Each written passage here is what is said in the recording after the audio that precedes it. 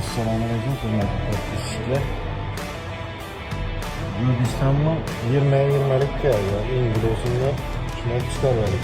Bunu azgına yapıştı. 10 santim yapışık tuttum. Şimdi mesela buna ağırlık düşmesin diye maksatla yapıyorduk yani.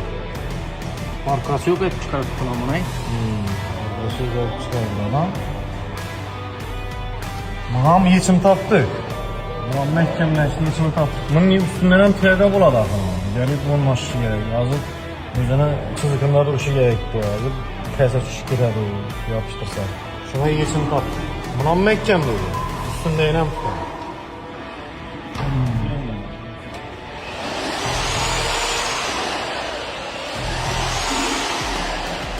Gidiyor valla.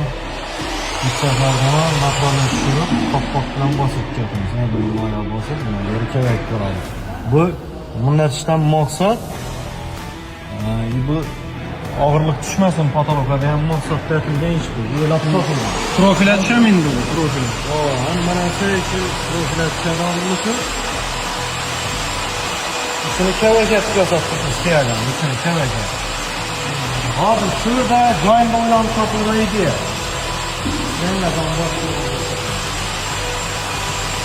Ağırlık düşmeydi, damma aynı. Ya damdan görse bunu alışıyoruz yani.